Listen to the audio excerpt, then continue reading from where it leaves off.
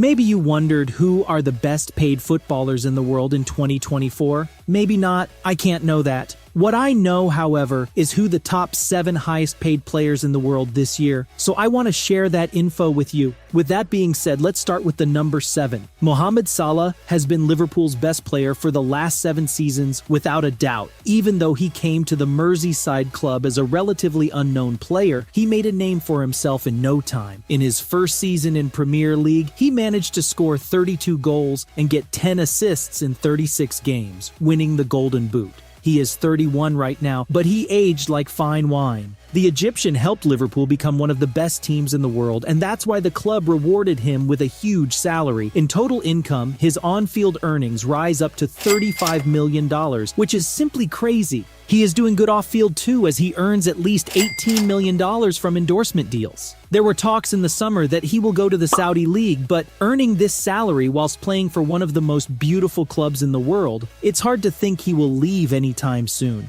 Next up is the player that Salah is facing at the exact moment I write this script, as Liverpool is playing Manchester City at Anfield. Erling Haaland, the rising star, is not only making waves with his incredible quality, but also with his financial status. He joined the Citizens at 22, but that doesn't mean that City did not offer him the highest salary in the team. The Norwegian earns $46 million only from his salary and bonuses from City. That's not that bad for a 23-year-old. On top of the money from City, he has lots of deals with big companies such as Nike, EA Sports, Red Bull, and Tag Heuer. Only from Nike he receives $15 million annually. Well, he deserves all that money because he is a beast. Even though people said that this season he has been poor, I don't agree at all. In Premier League, he is the top scorer with 18 goals, and in all competitions he has 29 goals and 6 assists in 30 games. You can't really think that these stats are poor. He is like a mini Zlatan. I'm curious if he can win the Ballon d'Or this year. What do you think? Let's leave the Premier League player relax and take a trip to Saudi Arabia.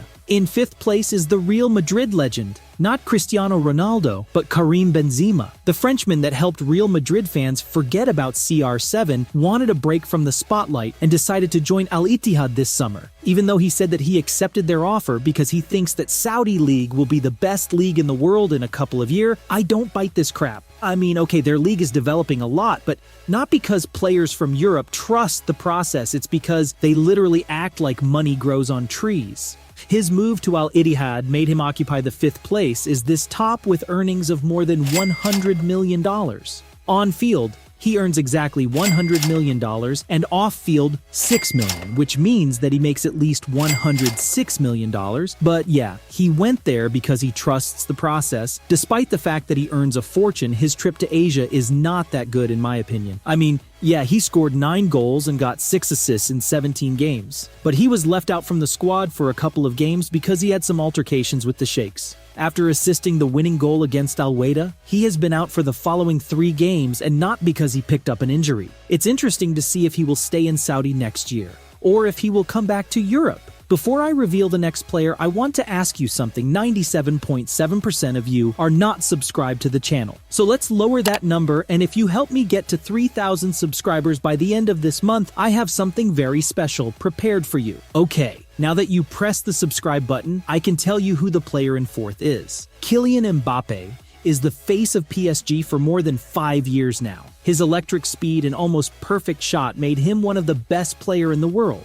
After 7 years, it looks like he will finally leave the club and prove himself in a better league. Well, in those 7 years, even though he didn't manage to win the UCL or a Ballon d'Or, he made a fortune. It is said that he makes $1.3 million from his base salary and $1.1 from bonuses, and that is per week. Even though his on-field earnings are smaller than Benzema's, as he makes $90 million compared to the Frenchman's $100, he makes a lot of money from endorsement deals, earning more than $20 million from sponsorships. This means that in worst-case scenario this year, he will make $110 million.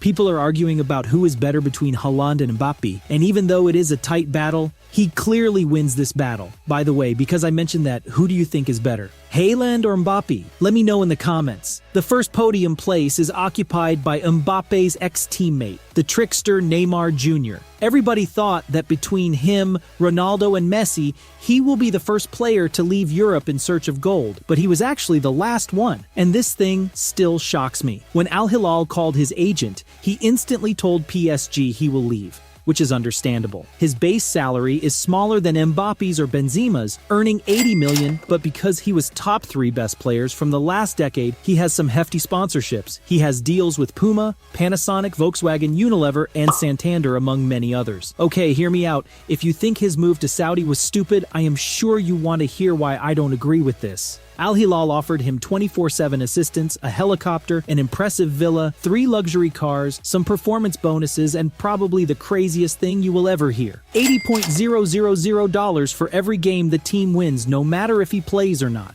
Let's make the math really quick. In the league, they won 21 games, which means that Neymar managed to earn $1.6 million, even though he featured in only 3 games. On top of that, the club will give him $500,000 for every post he creates on social media that promotes Saudi Arabia. Without these bonuses, he will make $112 million in 2024. But his wealth can increase a lot more than that. The second place is occupied by arguably the best player of all time, Lionel Messi. After he completed football and proved everyone in Europe how good he is, he wanted to try something new. What is interesting is that he didn't choose the Saudi route. He chose the USA one. A bit strange taking into account that MLS is not a very good league, but I'm sure Beckham offered him some clauses we don't know about. Maybe he offered him the same clause he got when he moved to MLS, which would be absolutely amazing.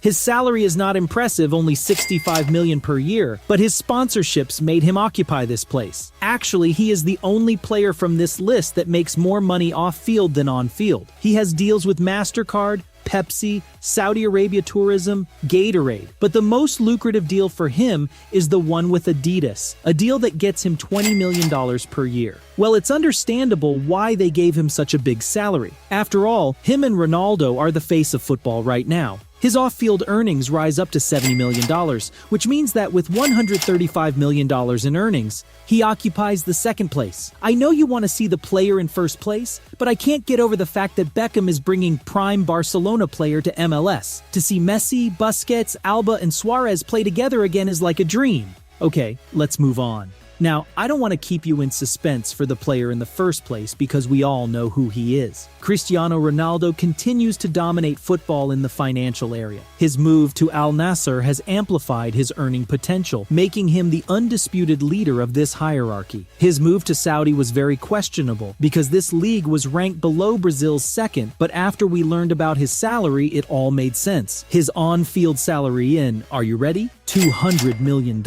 This is more than Messi and Haaland earn combined. On top of that, like Messi, he has lots of endorsement deals such as Armani, Tag Heuer, Herbalife, LiveScore, Clear, Binance, PokerStars, and Castrol.